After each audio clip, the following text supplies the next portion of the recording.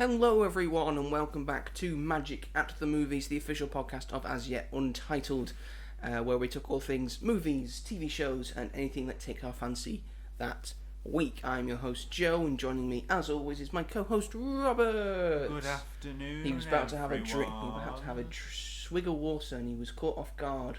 I don't know why, because this is what we do at the start of every show. I needed to wet my whistle. Alright. Has your whistle been wettened? Just a bit. Is it a wetting whistle? Do you want to have a look? Surely if a whistle is wettened, it doesn't work. It doesn't work as well. Don't if you wet a whistle. The metaphor. We're not here to debunk English. I like doing that. That's a different podcast. I think we've got too many podcasts. I don't think we need that podcast. No, you're right. Yeah, we've already got the two. What I like to do is when people say these ones, I'm like, you don't need to say that. You can just say these or those. These ones, it's just poor English. These ones. Yeah, you say these. These. Because these implies that you're talking about them. So you don't need to say these ones. How long has this thought been in your head? Ages. Have you been since I did English GCSE and English A level? It's been there for a while. Like, why is it called these? No, because if you talk to any English teacher, they will not say these ones, because they also know that's bad grammar and bad English. It's these or those. You don't have to say these ones or those ones. I hope everyone stops saying that now, because it's pointless. It's a pointless endeavour. You're making yourself sound stupid. Oh.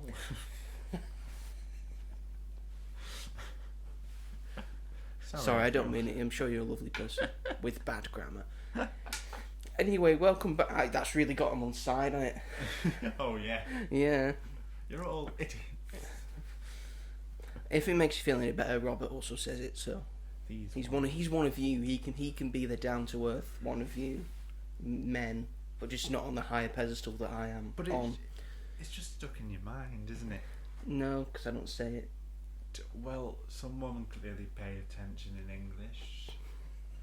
I did, yeah, I enjoyed English. Apart from the first year of English A level, where the teacher was a piece of shit. I didn't really learn much. I didn't get on with her. I'm not saying that. Yeah, but I also did English A level. What did it begin with? I can't remember. I know she was pregnant at the time. Oh, okay, I probably wouldn't have had it. She had like glasses on. No. You probably had the nicer one. The one I got in like second year. Did she have red hair? Yes. I feel like I know who you're talking about. Yeah. We'll leave it at that. Who did you have in second year? The head of English. Oh, begins with a C. Yes. Oh, she was lovely. She was lovely. Yeah, I got on with her, and I was able to learn a lot from her. So much so I was able to pass. Oh. Anyway, welcome back to Magic in the Movies, folks. Today our main topic will be Season 2 of Andor, and Andor in general, and our opinions of it. Spoilers, we think it's great. Yeah. And but first off, we're going to start off this show like we do every single episode with our regularly recurring segment, which is... What have you been up to this week? Are you alright? I'm a bit emo. Yeah. Is that how you feeling today? Yeah. Yeah, boy, yeah. Yeah, man. I can't do it. I don't like that. You tried? I try everything. Sometimes it just doesn't work. No, you know. Well, you never know until you try. That's very true. That's true to life, folks. Some good life choices that we've given you there. Yes, 110%. Sorry, I'll shut up. No, don't shut up, because I need to ask you what you've been up to this week, or what you plan to be up to this week. What do I plan? So, or what you've done. You don't have to do. Bit of a dramatic moment in my life. This time last week, my granddad passed away. Yes. We were sat here we had just recorded the episode about the Muppets. Then we said, shall we watch the Muppets? Midway through the film. Yeah. Midway through the film, we got called from work that we both work at, because Robert had been so engrossed by the Muppets that he had missed several calls from his mother. Yes. Yeah. So work had to call me Oh, it's a So ridiculous... they could talk to Robert, so they could tell him to call his mum back. all the way around, and I remember looking at my phone and being like, Jesus Christ. Oh dear. How many times has she tried to call you? Many. Too Even many. my dad can't text or ring, but she got my dad to do it as well, and I've had calls from What do you mean he can't text or where we ring? work. He doesn't usually do it, basically. Oh, He's not okay. very good with technology, but even he was on the ball. Bloody hell. See, a very, very sad time. So I haven't been up to much, although we did... I went to see Mary Poppins because we were thinking of not going because it was me, my mum, my auntie, and some of my auntie's friends and my cousin who were going to go, and like we didn't know whether we were going to go or not. But then we just thought like he wouldn't have wanted us not to go. Yes. And we like. Yeah, he probably wouldn't have wanted you to just like be. Yeah, miserable. And, sad. Like, and like we wouldn't have been doing anything. And we would have just been like sad and stuff. So we went to see. So we went to see some magical stuff. Magical stuff. And Was it at? Because it's on in Manchester right now, isn't it? I think it's just finished. It was only on for a week in Manchester. I think. It's Well, the going things to are still Liverpool. up. They should take them down. Take them down. You They've been lazy up for like a fucks. month. At least I think they are. But I think it's going to Liverpool next. But it's incredible. It's so really good. I've seen it. Oh, you've seen it. Oh. I saw it like it did like a run like 10 years ago, I think. Yeah. And I remember she glided down onto the stage. I don't know how they did it. Yeah. Magic or ropes. And Probably she goes ropes. over the audience at the Yes, end. with an umbrella. It's one of the best things I've ever seen. It's really good. It made me very happy, and I bought the umbrella. Yes, The parrot umbrella. Is it like a functional working umbrella? It is a functional working umbrella. It looks very tiny from. It looks like quite a it's small umbrella. It's a proper. I can imagine it's a proper umbrella. It just looks like a small umbrella. Cost me £45. Jesus Christ! For an umbrella. A parrot Robert. handled Mary Poppins officially merchandise Mary Poppins UK tour umbrella. Yeah, you have to get that in, don't you? Well, when I go to the theatre, I always get merch, and I usually get like a T-shirt or something. But I was just like, I want something different this time. And to be fair, they had a blanket that said supercalifragilisticexpialidocious, which was very cool. It's a but big it's blanket. summer, and it is a big blanket, and it was summer, even though I bought an umbrella. But I was like, I saw it, and I was Might like, rain. It might rain this week. you never know. But I love Mary Poppins a lot.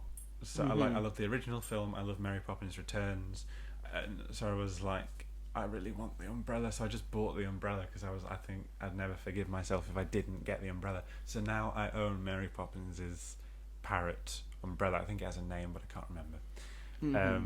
But it's just such a good show, and it's very different from the film. It's got a lot of the same elements, obviously, because of the songs and certain story points.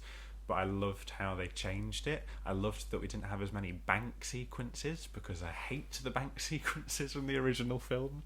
That would be When you invest money wisely in the bank. No, you don't like them? No, I just find it weird and creepy. Dick Van Dyke playing an old. I know the whole point is it's important to the plot because of Mr. Banks and money and stuff like that.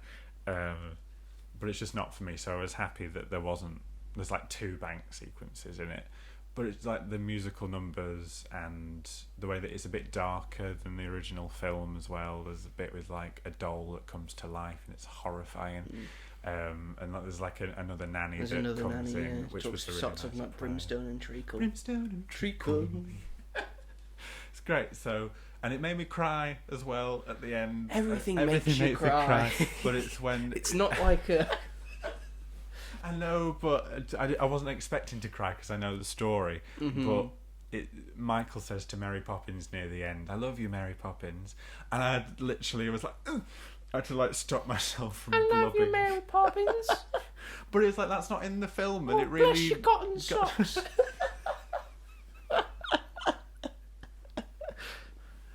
That really got to me. It like hit me. I don't know. Whatever. And since then, I've started listening to the audiobooks that are read wonderfully by Olivia Colman. And it's just very interesting to see the similarities and differences to the film and the stage play. I actually think that the stage play is half adapted from the first book and obviously the film, but also is adapted from the second book, Mary Poppins Comes Back. So yeah, I've been listening to those audiobooks, and the way that Olivia Colman reads them is just brilliant, and she does all the voices for all the characters. Like the way she does Michael is so funny, like this little Cockney brat. Mary Poppins, you're my favourite nanny. Fresh in your drink, governor. It's really good. Was that close? Yeah, very, very close. I could do voice acting.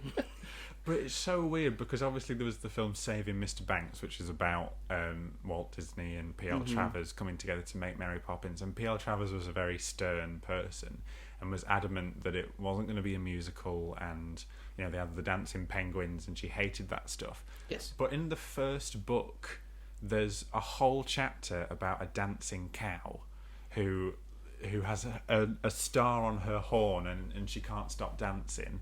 And there's a whole a chapter about Mary Poppins' birthday where she goes to the zoo and like humans and animals are reversed so that humans are the ones in cages.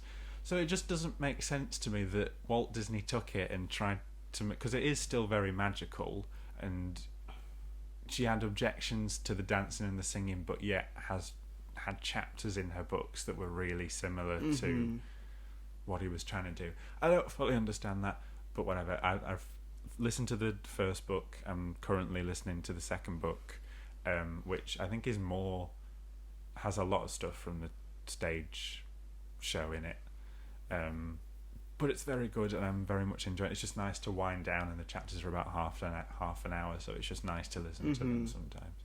But it was so good and I loved it so much and I want to see it again, and the songs have been in my head, and I love how they do everything differently. Like Supercalifragilistic isn't the same as it is in the film. It's done, which makes sense because in the film, like when they go and do that in like the animated bits, it's all done together. Everything's animated. Yeah, and it's like a whole half an hour sequence. But they did it well in the musical, is that they like spread it out, and yeah. But it was so good, and it's one of the best things I've seen, and it just made me very happy, and I liked it a lot. Did you? Hadn't noticed. I liked it a lot. And then, obviously, keeping up with Doctor Who. I haven't kept up with The Last of Us. I need to watch yesterday's episode. I haven't watched yesterday's episode either. That's fine. I think it's a sort of... I think they're going for a flashback. Yeah, I think it is. It's a longer episode as well. Oh, good. Which is good, yeah. But yeah, it's my favourite thing to do, to wake up on a Monday, because here in the UK we get The Last of Us on Monday. Yeah.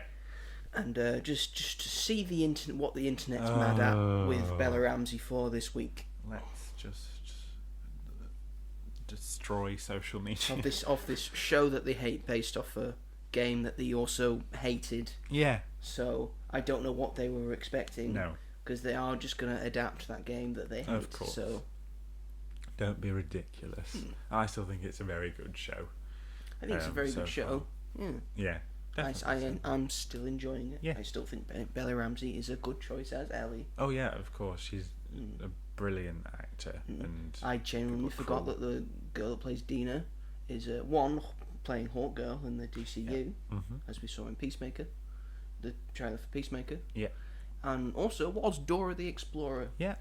And the live action Dora the Explorer. And you're missing one key film that she's in, Madam Web. She is also in. I tried to wipe that from my memory, and now you've made me remember Madam Web. Madam Web. And now I'm getting angry. Why have you done this? Because she's in it, and she's in it. They wasted her in Madam Web because she's very good. They wasted everyone in Madam Web. Isabel Merced is very, very good. Oh yeah, Doctor Who as well.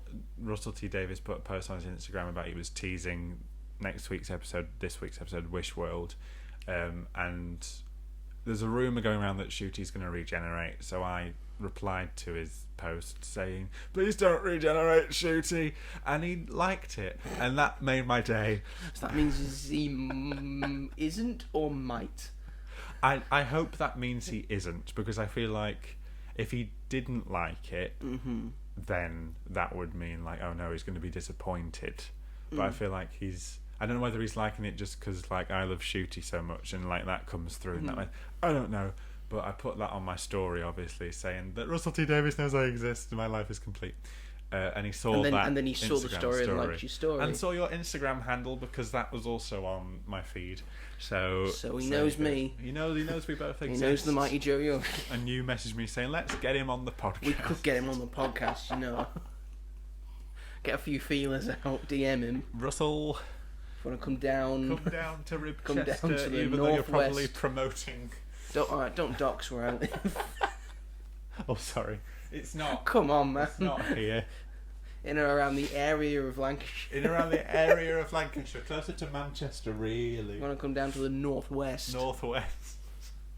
So that was very cool and good. But also, I spent the last 2 days watching Andor because I wasn't caught up. So, and that was a lot of episodes. But I'm glad I binged He caught up eventually. Caught up eventually. So he could do this episode. Yes. And now it's fresh in his mind. It is fresh in my mind. I finished it yesterday. Mine's still pretty fresh because my TikTok is just filled with stuff. Yeah. Of people just lording over it. Yeah. And saying, oh my god. Which we love. So that's me. What about yourself? That's you. Well, this week I've... next week I plan to start... Well, this week really. I plan to start reading a book that I have not read before. For its very important 42nd anniversary. I got the 42nd anniversary edition of The Hitchhiker's Guide to the Galaxy. A book I have not read. I haven't even seen the film. I do want to watch the film. I think I will read the book first. Yeah. I know it's very lauded over. Although I don't think very the film acclaimed. is very much. Really. Yeah, the film. You don't hear that many people talking about the film. Yeah. I mean, I've seen it, but I don't really remember what happens in it, apart from Alan Rickman. I know Alan Rickman is the robot. As a depressed robot. Brilliant. I know Martin Freeman's also in it. Yeah, he's the main. So I do want to watch the film, but I'm going to read the book first. Yeah. It's been on my radar to read for a while. I saw it in a W.H. Smith. I thought I might as well. Get it. Might as well. I got it like for half price because I bought another book as well. That's all right, yeah. That was A History of Britain in 10 Enemies. I think it was called, written by Terry Deary, who, if the name sounds familiar, he wrote the Horrible Histories books. Okay. So I'm quite looking forward to reading that one as well. But Hitchhiker's Guide to the Galaxy is the first one I will be reading. I'm very excited to start reading that. I've also been spending a lot of my week playing Star Wars Battlefront 2. Oh, fun! And by that I mean EA's Star Wars Battlefront 2. Yep. Because I have fond memories of it. I know it had like a bad launch, like a very bad launch, but then they sort of like fixed it and saved it, and it's got really, really good stuff on it now. They've got a lot of offline modes now as well. Yeah. And the player numbers are going back up because people are just wanting like this to be noticed now again, because I think we all want a Battlefront 3. It'll be the first time we've ever got a Battlefront 3. Yeah. Because the original Battlefronts, we nearly got a Battlefront 3, but then that was shelved, and then this one apparently, according to EA, did poorly. Right. Even though DICE saved it, and it still had a good player numbers. But no, kill it. Yeah. Kill it in 2020 when no one's got anything else to do. Yeah, exactly. So I think people are starting to replay it again. People and like YouTubers are shouting out. Like I will shout out now that I'm playing Battlefront 2. I'm still enjoying Battlefront 2. It's a fun experience to be had. It's got offline stuff as well. So if you're not an online person like I am, you can still have fun playing it. Yeah. It's got all fun modes and stuff. They've sort of saved it. It's a really good game. I find I really enjoy it. It's one of my favourite games to play. I just want everyone to get the player base up, so that shows to EA that we want a Battlefront 3. Yeah. We want you to make this and just improve it and call it Battlefront 3. Thank you very much. Yeah. So that's what I've been doing with my week, just playing a lot of Battlefront. It's a very fun game. It is a very fun game. Yeah. I recommend it to anyone. I've got the Celebration Edition, so I've got all the skins. Oh my goodness. So before I play anything, I pre-round everything and I just change everyone's costumes and stuff. Especially fun when I'm playing like a Clone Wars one. I get to play as clones. I just can change the outfits. Count Dooku in his pajamas. I've got pajama Dooku. I've got General Kenobi in his his clone armor. Fantastic. I can play as General Grievous and get a rarer skin depending on how battle damaged I want him. Battle damaged Grievous. That's the very one. I can play as Chewbacca and then put that common 5,000 credit skin where he's just got a bandage. Chewbacca with bandage. But Battlefront 3, and give some of the heroes more skins. Darth Maul deserved more skins. Should have had a hooded Maul. We should have had Darth Sidious should have had more skins. You didn't give him the Senate skin, the big red robe. He didn't even give Darth Maul his. He only recently given him a Darth Maul with the robot legs. Where most of Darth Maul was taking place, where he's got robot legs. Yeah. But anyway, everyone stop playing Battlefront 2. Put new characters in it. Put new characters in it. You were going to do a Sarge Ventress and you were going to do Ahsoka. That was confirmed. You had the things in there. I think you were also going to do Padme as well. So. Just do it, just do it. You got chances, just do it. Put Poe Dameron in there. Put Poe Dameron in there. You've got some of the Rebels in live action now, so put the Rebels in there too. Yeah. So many opportunities.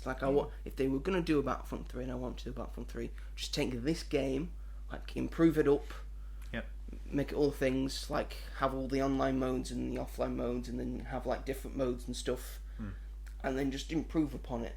Yeah. Just give us all the characters that we have already, and then just give us new characters. Mon Mothma in all the outfits she wears. Cassian Andor. Give us fucking Cassian Andor.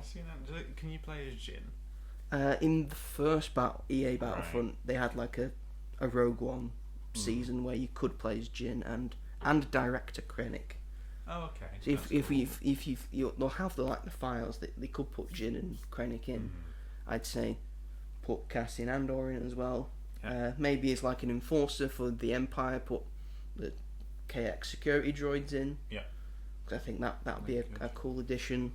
Put the U-wing in for the Starfighter battles. Yeah. A lot of stuff you could do. So much stuff you could do. I enjoy Battlefront 2. Yeah. I want a Battlefront 3. Please, EA. And then of course during my Saturday after watching Doctor Who, which is about the Interstellar Song Contest, which was because the Eurovision was taking place right after Doctor Who. Yeah. I decided to get very mad at Eurovision. I watched it with my sister, as we normally do every year, and I know it's a political thing. It's always been political. It's never about the music. No. So whatever your favourite song is, just take that out the window because that's not winning. Because the good songs don't win. Yep. Remember Monday, What the Hell Just Happened? That was what we had for the UK. It's a very good song. It's on my playlist. I think You Did Us Proud, Girls. It's a very good song. I hope, get more notoriety for this and people think you were robbed. And because you were robbed. 0 in the public vote. It's just because we're not popular in the UK. The UK's not popular in Europe. It's a travesty. It's an absolute travesty. I know people say this every year. Well, it's so it's true. a bit pointless these days to say. Because it keeps happening. It keeps happening, and it should stop happening. But it won't stop happening. Anyway, that's what I did with my week, and what I plan to do with my week ahead. Just read a book. Nice. I think Doctor Who. I'm also watching Mission Impossible on Wednesday. Oh, fun! I'm seeing it on Thursday. Woohoo! Yay! So the review will be coming for that. I didn't have time to watch any of the preview screenings yesterday or today, so Monday or Tuesday, because I'm a busy man. God damn it!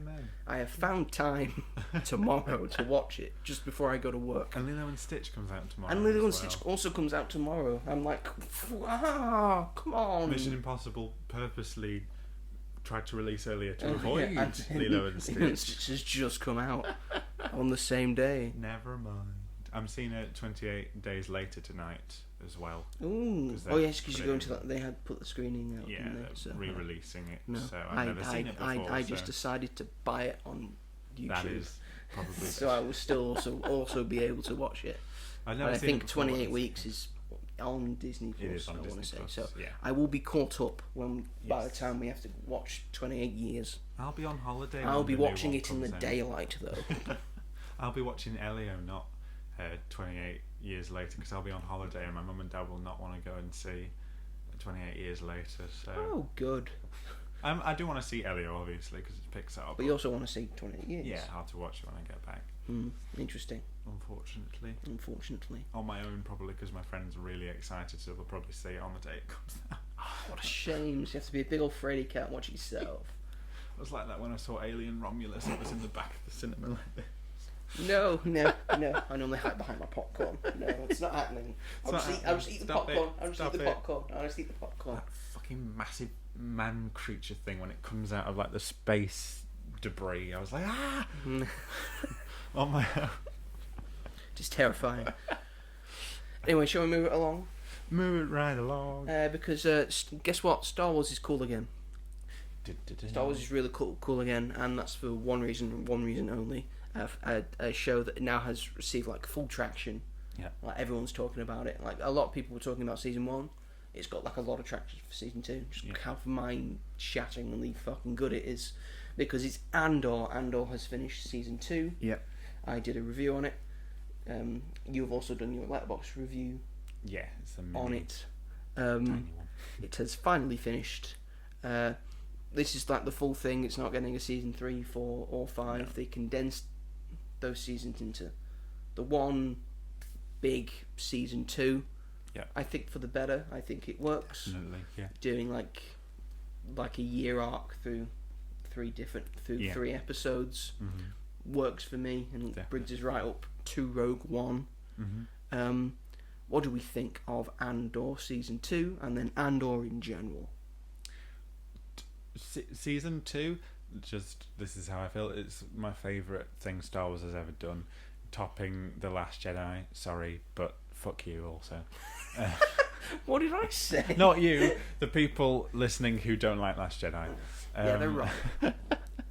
But how do we come back from That's this? what I've been. How do we go back to what Star Wars TV and Star Wars used to be? I don't care now about that Jedis anymore. Now that we've got this, I like the seedy underbelly of Star Wars, because but it's like it's such the great thing about Star Wars. You have this universe, this like infinite malleable universe that you can really do anything with, and they decided to do this, and it's incredible. I feel like this is what George Lucas wanted Star Wars to He'd be a lot happier like with it. in like a sci-fi world, Yeah. like as like a vocal point of like the stuff that's happening in the world, and this very much is that. Yeah. Because people of this will argue that it's too political. Star Wars has always been fucking political. Of course it's it always has. been about politics. Yeah. Even if as a child you didn't notice it when you were watching the originals or the prequels or the sequels, they are all inherently political and trying to send a political message. The originals and the prequels especially, George Lucas is trying to put that out there. Oh my God, the the prequels are so so political. incredibly political. It's more open in the prequels and more open in this. It's more subtle in the originals. I think that's why people like it more, but it's there. Yeah. This is just outwardly political, and I love it for it. Yeah. And then, like, the sequels were a lot less political, and people still have problems with that. So it's like, choose you can't have both. You know, you've got to choose one. Just get honestly. some, I know. It's always got something to complain about, isn't it? You know, if you don't... fair enough, if you don't want... Because it's quite deep and heavy and dark. Yes. Which I understand if that's not for you, but there's plenty of Star Wars content that isn't as, you know, as mellow as it is. If you want more child friendly, Yeah. then there is stuff like that. So much. So much Star Wars stuff. Yeah. It's like I said, it's malleable. It could have different things. Yeah. This is the first like full on adult oriented Star Wars show, and that shows. And I think it's really good. I think we can have kid-friendly stuff from Star Wars and like stuff for everyone, kind of Star Wars, and then adult Star Wars. I think this is what people have been clamouring for. Yeah. Like, I think that's why people have grown up and are talking incessantly on the internet. That's why they really like Revenge of the Sith. Yeah. Because it's very adult oriented. Yeah, definitely. Like it's a 12, and I think that's like the first. That was the first time Star Wars was a 12. Yeah. Because I mean, the first one is classed as a U now. Really? Yeah. It's like everyone can watch the first Star Wars, and then I think 4, 5, 1, and 2 are PG. I can't say much about the sequels. I think they are 12. They're all 12. I think they're all 12s also. But I think like the age rating system's changed a bit since then. Yeah, so I think they're probably down to PG now as well. Yeah. So I really enjoy getting stuff like this. Like, no one in the world thought this was going to be anything. No. That was, we're making a show about this one guy from this film that's not in the Skywalker saga. Yeah. The guy who sort of wrote Rogue One is also writing this. Sort of wrote, yeah, gosh. Writing this, and it's the best Star Wars. Mm. For me, I think Empire is still my favourite Star Wars. Yeah, this is now second. Yeah. It's so... I couldn't... Because... Well, actually, no, it's Empire then Last Jedi then this. Empire Last Jedi than this, that's fair enough. It's incredible. I think it took me by surprise as well, because I like the first season. I love the second half of the first season. I don't love the first half. I think it takes a while to get going, and the IMDb scores show that. Yeah. But I thought this was pretty darn brilliant all the way through. All the way through. All the way through, it's excellent. It was obviously like, and we can do comparisons. Season 1, they're both. Both seasons are 12 episodes. Yeah. I mean, we get 12 episodes. Exactly. Of it. Would it have been nicer week to week? I mean, I don't know. I said on the last episode that I wish it was, but I think that's just because I find it quite hard to keep up with it when there's so many episodes together. But I think now I think it was better because they sort of do like 3 episode arcs with it. Yeah, they need to, and they sort of need 1 year later. It's set over 4 years. Especially with season 2. I think he did that because last season they also did 3 episodes a week. Yeah. So he thought, well, if they're going to do that, I'm going to do it in 3 episode arcs, and a year in 3 episode arcs. So good. Because I mean. Season 1 from episode 1 to 12, it's out of 10, it's 7.4, 7.3, 8.6, 7.8, 7.6, 9.1.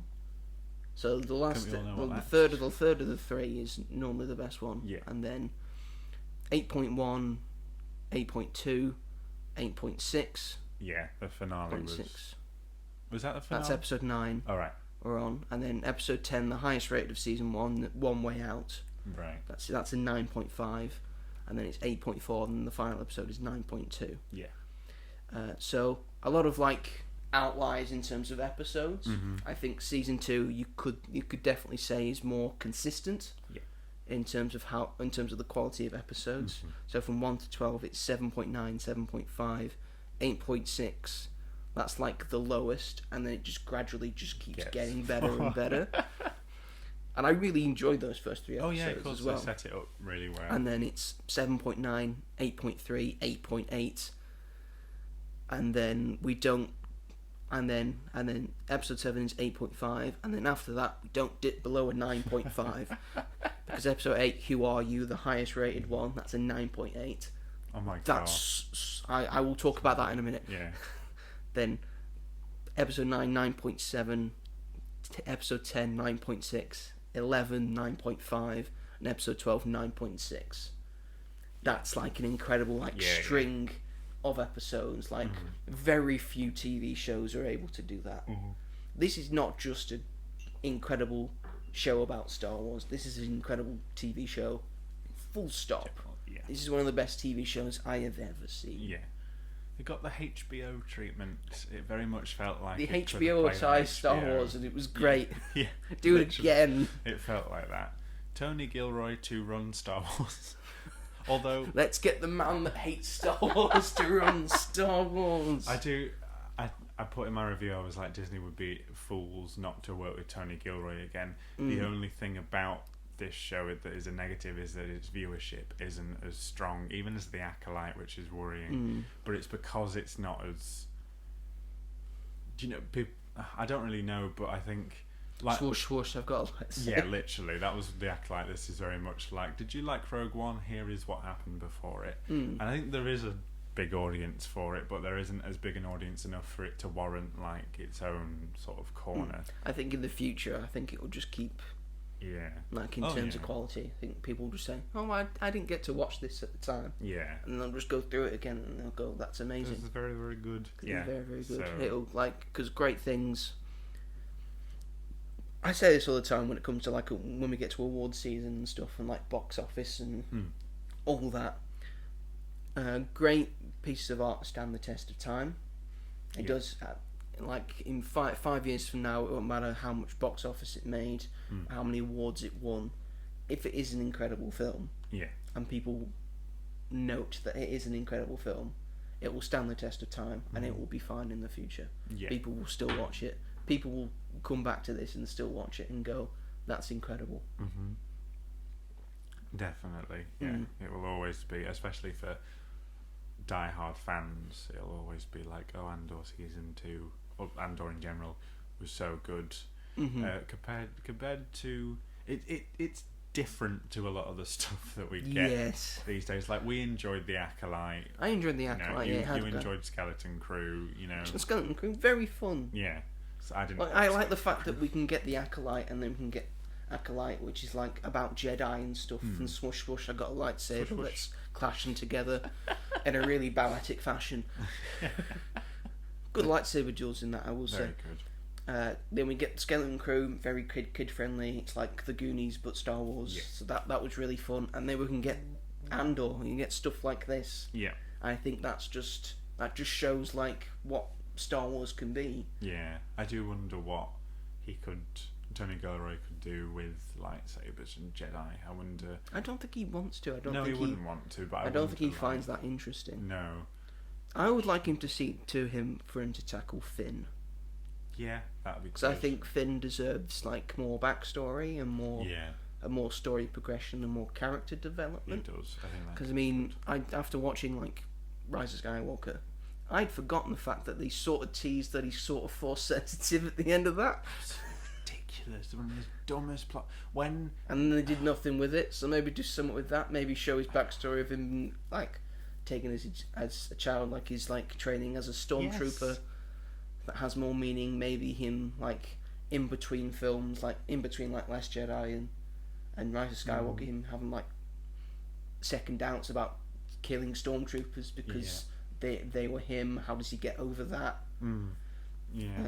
His relationship with the other people who didn't want to be stormtroopers as well. Yeah, there's a lot of stuff to do that. I'd say let Tony Gilroy have a crack at that. I'll never forgive Star Wars for that, especially in Rise of Skywalker when they're sinking through the sand, and he's like, "Ray, I need to tell you something." He doesn't tell him. They fall through, and he's like, "Oh, that can wait till later," and never says anything. What was it gonna be? They don't even know. They just wrote it in there because they were like, "We need to give Finn something to do in this film," and then they didn't. So I don't understand why they couldn't have gotten forward with that. And that could have been part of Rise of Skywalker, was also training Finn. That would have been really cool.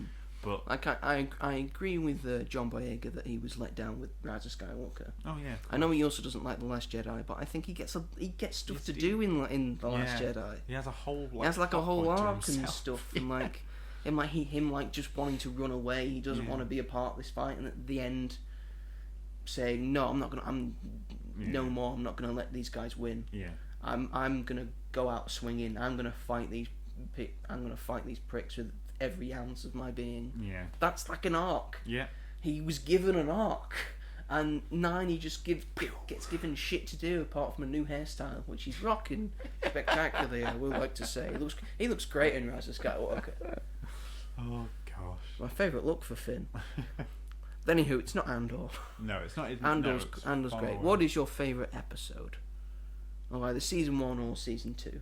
I mean, I think it's very obvious for season 2. It's Who Are You? Yeah, Who Are You? And my top 3 are that, the one after that. Welcome to the Rebellion. Yep. Where he tries to get when he gets more Mothma out. Yeah, and then the one after that. The one about Make it stop. Yeah, it's just 9.8, 9.7, 9.6, 9.5. Yeah. 9.6. Those are my 3. I like the last 3 because it gives Clea stuff to do. And shows that she's also like she's very good at her job, and that's like her first big. The actress like first big role. Yeah, because she didn't have as big a role in season 1. Yeah, she was in it, but this like gives her like stuff to shine. Yeah, she was so good in there. She's really good in it. See, Andor's really good even when Andor's not in the episode. But I love, and that episode made me cry. See, they got to the bit. They've got so good at it that you can have like a 9.6 rated episode of a show called Andor, and the main character's just not in it. And that's how good it is. It's incredible. And I don't say this often, but that episode made me cry. I think that's the first time I've cried during something Star Wars related. Big fan of Luthen, were you? Oh, it's just someone summarised it like brilliantly, because he wasn't on. Like obviously he's part of the rebellion, but he was as part of the rebellion, he was both the good and the bad. Yes. And someone said that he's one of the most beautifully written characters. It's incredible. Because he has to do the shady stuff so the rebellion works. He has to make these sacrifices. Yeah. Like he says in that thing when he meets Lonnie in season 1. Like, these are the things I have to sacrifice. Yeah. To make this work. To make this work for all of us. And him like gradually like being, less needed as like the rebellion start to gather together on Yavin 4, and he knows he's not going there. Yeah. Because he's making that sacrifice. And he kills people that work for him. So it doesn't get out. So he's making like decisions that he doesn't want to make, but he knows the necessary decisions for the rebellion. Yeah. He's just such a beautifully written character. So brilliantly performed by Stellan Skarsgård. So good. And so much so that the people in the rebellion don't trust him. Like when Andor gets back to Yavin and is trying to tell the council about the plans for the Death Star and stuff, and they're like, why should we believe you and why should we believe Luthen? I remember seething with anger. I was like, you idiot! Why would that not be he gave his life for it. He gave his life for it. This whole thing doesn't exist without him. It was just him and Mon that he obviously knew, and everyone else didn't trust him. So, but even Bail Organa, what's the fuck's your problem, Bail? I was like, what the fuck? Don't be an idiot. Like all of them. You've got a fucking Jedi in your back pocket. Yeah. You're keeping that quiet, aren't you? So, but that again, it's like, you didn't really think that when they had this information, you were like, oh right, then that's like all sorted now. And then when he went to deliver it, and then you found out that they were skeptical, about believing you. You were like, oh my god, there's more to this than. I also love that he made it make sense with Rogue One, having like finished Andor, and then I pretty much I finished like the last episode, and then I went to work, and when I came home I watched Rogue One. I think at the end they made it beautifully, because the only things they know about the information they got, it's got something to do with Jeddah, it's got something to do with Kyber, it's got something to do with Galen Erso. And that's all they sort of know, and it's about a sort of weapon. And then when he meets his informant at the start of Rogue One that he's going to at the end of Andor, it makes sense when the guy says Erso, and he goes, Galen Erso? Is that what you're talking about? And then that's how he finds out that it's like a planet killer sort of weapon. So it makes sense the stuff that Andor came in knowing in Rogue One. And stuff that he needed to know during Rogue One. So he made that work beautifully. Yeah, I need to watch Rogue One. I really want it. When it finished, I was like, I really, really, really want to watch Rogue One now, but I couldn't because I was doing something later on. But it was because he has like a little speech, like after Galen is killed. Yeah. And like Jin confronts him in the thing of like, you went up there to kill him. And Cassian's like, you don't know what you're saying. Yeah. He's like, oh, no, now the rebellion's real for you. Yeah. Well, I've been this fight since I was 6 years old. Yeah. And you're not the only one that lost everything. Mm-hmm. Oh my god, yeah. 'Cause at the end of the day, he did really. Friends, family. Oh my And that beautiful scene at the end. He doesn't know what he left behind. No. Oh my god. Mm. I saw someone that I watch on YouTube to review things said that they thought that what Bix did to him in the end was really cruel. And I was like... It was cruel, but it was necessary. But that's the thing, because she knew that if she she knew, stayed, he would have stopped. And he needed to carry on for it to be successful. Yeah. So I was like... To get to the events of Rogue One, she had to leave. So... And she was like, no, it's too cruel. I hate that character now. And I was just like... And she was complaining that the first Get better half was reviews. boring. Just watch me. Just watch me. Just watch Joe. I gave it full credit. Exactly. But she's a capitalist, and she was on about that she found the first half boring and that it needed more action, and that like maybe they should have got a Jedi in there. And all the people in the comments were like, "You idiot! That's not the point of the show. Go and watch any other Star Wars thing." If you want a Jedi to just suddenly like turn up, watch The Mandalorian season 2. Exactly. That's what that's there for. Just turned this up. is not.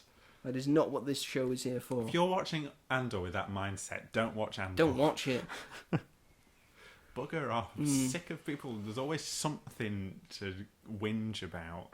And she's always because she's always on about business. She's like, oh, you always need your business hat on to do programs like this. It was like, yeah, but if you had, if Tony Gilroy was strictly thinking about viewership, we wouldn't have got the show that we ended up with. Yeah, because there would have been like a cameo from Jin I appreciate or him something. because he just wanted to make a good thing. Yes, he was given the Star Wars universe and he made a good thing with it. Exactly. That's great. So I know like there's ideas because I think Kathleen Kennedy's sort of stepping down, and the idea is to either get maybe like the people to run Star Wars either be Jon Favreau or Dave Filoni. I know people like are differing towards how Dave Filoni sees Star Wars. He's been under the wing of George Lucas, but I think if it's Filoni or Favreau, I think they will also give people like necessary like they'll like let people do what they want to do with Star Wars. Like, I'm not going to be overpowering over it. No, I don't. Yeah, because I think that's regardless whether you like her or not, Kathleen Kennedy let people see Star Wars how they want to see it when they created it. Yeah, and she produced $3 billion films. So, you know, and The Mandalorian, and you all love The Mandalorian. You all love The Mandalorian, and we all love Andor. And a lot of people watched Obi-Wan when that came out. You know. There you go. I quite like Obi-Wan Kenobi. And Ahsoka, she did that as well. I feel bad for her because she doesn't get the hate she deserves. No. She's a very good producer and she's very good. Like, yeah, I understand the Force is female, but Star Wars had very, very little female representation before she tried to do it, and I think her intentions were well, but it's just all the little bitch boys. They're like, no, the Fourth of fuck off. You've already got your Anakin and your Luke. Just fuck off and play with them. This is the one time where they have a female main character to lead the film. You weren't upset about Force Awakens initially, even though during that film it's made abundantly clear that it's gonna be Rey. Yes. Watch that film. It's very clear Rey's gonna be the Jedi. Like, I don't understand. But yeah, it just I feel bad for it. But you know, she's and this as well. Like, she let this happen, and Rogue One. I'm very $4 billion film. Scratch that. $4 billion films. Rogue One was everyone loves Rogue One now. Yeah, exactly. We won't talk about Solo, but the intention. I was like there. Donald Glover as Mandalorian. I really like Solo, but I think Alden Ehrenreich does a decent job. He does. He gets everything thrown at him though. Yeah. His gun, his dice, his jacket, they're all thrown at him.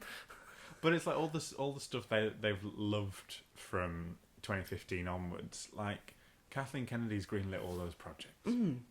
So She oversees all that. Exactly. There's some stuff that hasn't gone as well, but that's with like the same with every franchise. You're not saying the same thing about Kevin Feige, and look at the stuff that you've hated about the MCU recently. So, and he doesn't get that bashing. So it's purely just sexism. It's sexism. And that's all it is. And you can argue all you want. Once it's either Jon Favreau or Dave Filoni, then it's gonna stop. Yeah. Even if they produce crap after crap, it will stop. They'll never criticize. They'll never say anything about them. So, and Kathleen Kennedy has produced so many Hollywood blockbusters that you wank over each night. So, you know... Oh, Jurassic Park, I love Jurassic Park. I love Jurassic Park. Produced by Kathleen Kennedy. Indiana Jones as well. Produced by Kathleen Kennedy. She's done a lot, so, you know, just frustrates me. Just leave her alone. Yes. Doesn't deserve it. I do want to talk about Who Are You for a second. It's one of please do. It's got a 9.8 out of 10 on IMDb. That is 10 out of 10. That is unheard of. Oh my That God. is that's pretty much a perfect episode. It is a perfect episode. As soon as I watched that, all the way through, I was going, "Holy shit!" You're just waiting for it. Yeah. And it's horrible. I'm just waiting for it. It's just building and building and building and building, and it just feels so much like real life, but Star Wars. Yeah. And it's just so true to it, and all the bit with the KX units and. And all the stuff with Cecil. Yeah. And Cecil gets the end of his arc that we've like sort of been waiting for. Yeah. And it's all come to fruition that he's been waiting years to try and find this guy, and then when he gets him and he's got him and he just says, "Who are you?" and it just breaks him completely. That's just it's just so good. It's just such great character work, such great writing. And he said in an interview he had to fight to get that line in. Really? Like, oh wow. And he said, I'm calling it "Who Are You?" So I'm gonna put this line in. It works for me. You're just gonna have to deal with it. And I imagine that's the Disney people that's saying this. Why are you doing this? It just builds the character, and he builds K2SO with it. And Alan Tudyk as K2 in this. Also incredible. It really adds to that character. And that hallway scene, good God. Terrifying. I would be terrified also. It just proves that unit is it's a terrifying unit. Yeah. They should use them more. It's a shame they fall to pieces when I batter them in Fallen Order. Less scary now. Can't throw me off a cliff. Yeah, what are you going to do? No, that episode, like that line, "Who are you?" sums up his whole character. And I didn't really think about that now until you've just said it, but that's a whole other meaning, because I was just thinking... From episode 1, he's been searching for Cassian Andor, and the fact that Cassian has no idea who this guy is. Everything's just been for nothing, because... Yeah, his whole life. And then he came at a point where he was just looking around him, because he had found out that he was just being used by the Empire, being used by Dedra. Yeah. And he was sort of like maybe turning to the point where he might be on the rebel side, and then he sees Andor. Yeah. And then all that goes out the window because he just sees red. Yeah. Of this guy who's made his life hell. That's the way that these characters are written, because like he is on the Empire's side, but when he realises what Dedra's about to do, he's not for it. But then you'll see the thing he's been chasing his whole life, and then completely twist the other way. And Dedra, as well, is just so brilliantly written. Like how ruthless she is, but she's not completely dead behind the eyes. There's like a subtlety in there. You see that in episode 8. Like, she sort of like breaks down a bit and then tries to just before it happens, tries to steady herself, and then she gets arrested. And she's prepared to die in that episode. Is that right? I remember one of the characters said like she's gone there expecting to be killed. Was that like an assassination attempt? It's like framing that up. I don't know. That's what I just remember. I think they're expecting that she's there. She's probably going to die, so that might be what she's expecting. She might not be expecting it, but they might be thinking, I bet she's expecting to die, because otherwise why would she be here? Yeah. Why would she put herself in this situation? And she gets very close to. She does get very But no, she ends up in that prison making weapons. Yeah, yeah. And again, like the way that character's like her whole journey, she's worked up and up and up because she wants to be in the room where it happens. Hamilton reference. The art of the compromise. Hold your breath and close your eyes. And again, we'll get she's saying obsessed. what we trade away. We still live in the dark for the most part. He's off. What a song. But again, she's obsessed with tracking these people down, and obviously that scene with Luther in the gallery is Rebellion's great. not here anymore. It's fallen away. And she thinks she's got him. You're too late. Yeah. I've got you. No, you haven't. Stab. You idiot. You ain't got shit. You ain't got shit, Dedra. And I also this was one of my favourite things about it, which might be so weird, but seeing her and Cyril's apartment. Yeah. But just the way that... And how they deal with the in-laws. Oh, that's so, like... I can't remember what the actor's called that played his mother. Like she's been in a lot of things. stuff. In Harry Potter, she was in Poor Things. She was in Megalopolis. She was in a horror film recently. I will look it up. Give us 1 second. She was in The Tragedy of Macbeth as well. She was in The Tragedy of Macbeth. I feel like it begins with a K. Mm-hmm. Like Catherine? You believe it begins with a K. Catherine something? Let's have a look. I'm looking at the top cast. Just talk for a bit. Talk a bit more. Hello. Fill the silence. Well, Catherine Hunter. there we go. Yeah, Catherine Hunter. That episode, Who Are You, ends with a shot of her crying at the TV. Yeah. Presumably, she knows about Cyril, Mm. and or she's guessing because she knows that's where he was. And she's upset because I think she reflects on how much of a terrible mother she was to Cyril, and I think if she'd have been a better mother, then maybe he wouldn't have got himself into that situation, and this obsession. But again, like, she's fantastic, like, and the way Dedra said like makes her a deal. She cuts the crap, like the niceties, and she's like, I'll make you a deal. You can see him every month or something, but you need to leave him alone and you need to praise him because like we need to work with him. And she knows that she's using him to get to the point that she needs to. Again, all the stuff with the Empire. I've always felt like that the Empire are a bunch of bumbling idiots, but this show like the bureaucracy and showed the true fascism of the Empire. I love and like everyone likes to they get like all hoity-toity and like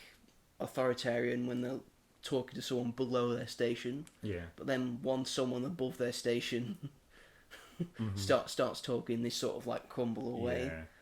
Like you see that the guy who like runs their ISB, he goes down a notch when he's talking to Krennic. Like Krennic's like all like razzmatazz and really throwing his weight around. Krennic's the shit with his cloak. Which is like his custom cloak and outfit, talking down to every single person. And then you look at that with his like how he interacts with Grand Moff Tarkin in Rogue One, and he's very much down, and Tarkin's always down upon him.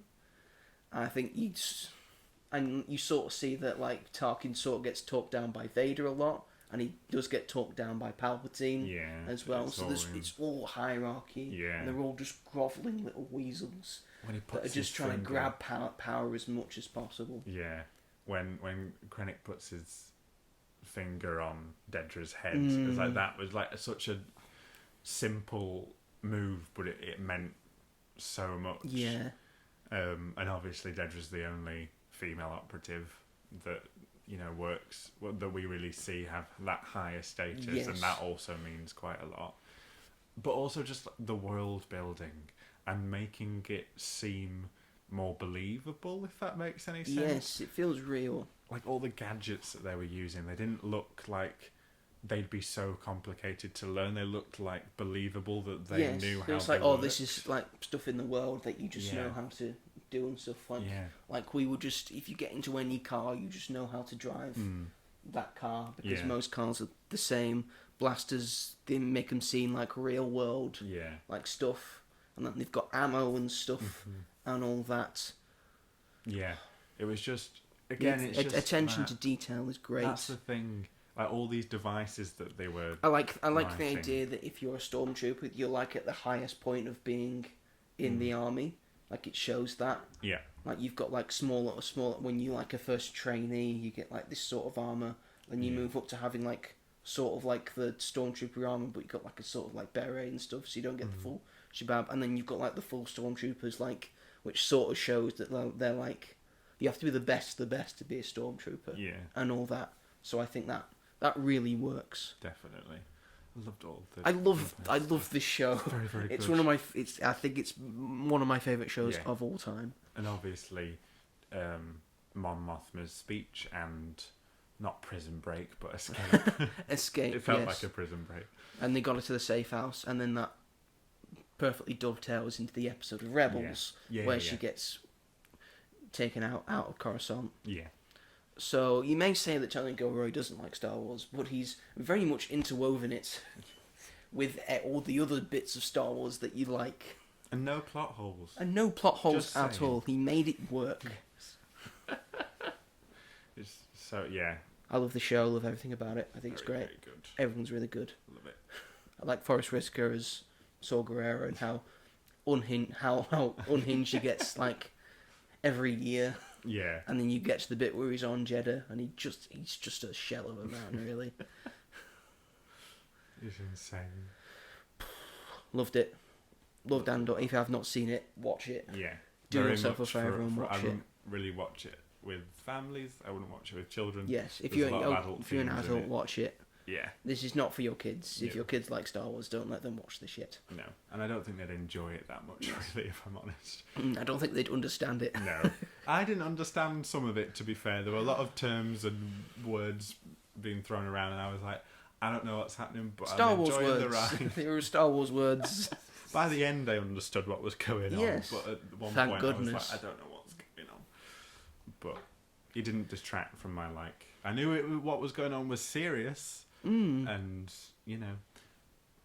But yeah, it was so good and so much stuff. Like I talked about it ages ago, but the harvest episode where it has that bit at the end with like the montage with like the modern sort of techno music and Mon's dancing around and is pissed, and then it like cuts between the other scenes of what's going on, and then Bix nearly gets raped. And Yeah, that's very hard stuff. yeah. Name another Star Wars Even the thing. Star Wars that thing, goes whether that far. happens. Yeah. Well, technically, Return of the Jedi. I'm assuming that's the sort of thing that's happening to Leia. But Yeah, probably. Ugh. more fancy because she's in a bikini. But just like how that was done, and like you'd never see that in any other Star Wars, and just like how that episode ends, and then it just cuts to black when, yeah, just so good. According to IMDb, it's the #1 show in the world right now. Yeah, I don't know what else would be. Yeah. Really, What because else everyone would that's people seen be it watching? likes it for the most part. There's The Last of Us, but everyone Last of Us, but everyone's like, well, it's not Hates it. Andor. Doctor Who, but everyone hates. What about who's Doctor Who? But yeah, last episode of the studio. If I ever get the chance to interview Verada Sethu, I'll ask her the most difficult question of all time of which is better, Doctor Who or Star Wars. I will want to see how she answers that one. I will say that her involvement in season 2, she's only in like 2 episodes. Yes. She has a big involvement. It's in impactful one. though. Yes. But and like Belinda is more of a fleshed out character so far. I loved her and Vel, is she called? Val. Yeah. Vel is very cool. I like her a lot.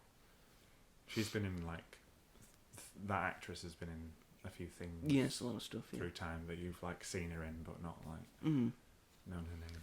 Yeah, it's just a really good cast. Very, very good cast. Great performances across the board. Yes, watch it. Andor Watch season it. 2, season 1. If you've not seen it all, watch it. Watch it. Is that the show though? I think that's the show, ladies and gentlemen. That's the show. Depending on how long this is, I think we talked a lot about Andor. Yeah, we did I talk think we did it justice. Yeah.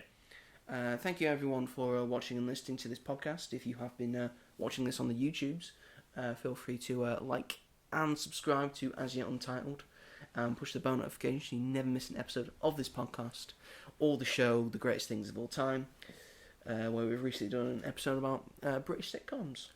Yeah. So you get to decide what the best British sitcom is. That was fun And all yet that. stressful. And of course I've also got my 1 minute reviews as well, so make sure you don't miss them. I've done my review on Andor Season 2, an episode on Mission Impossible The Final Reckoning will be coming soon. If they want to listen to the show on a podcast catcher of choice, Robert, where can they listen to this? Spotify, Mhm. Amazon Music, Mhm. Apple Podcasts, Mm. and Sony Music, He's or remem- wherever else you may get your He's remembered Apple Podcast this week. If you want to get into contact with us, we are on Blue Sky, which is Twitter but nicer. We are at magicatthemovies.bsky.social. You can, if you want to get into contact with us personally, I am the Mighty Joe 888 on Instagram. Robert is robghall on Instagram. If you want to, get into contact with us, tell you like the show, don't like the show. It's all great publicity. Thank you very much. Any publicity is good publicity. Yeah. If you want to leave a comment about the show, if you have a question that you want answered, we will read that out and we will answer it for you. We will. Even if it's a stupid question, We'll still do it. we'll still answer it. That is the show. Next week will probably be a Mission Impossible week.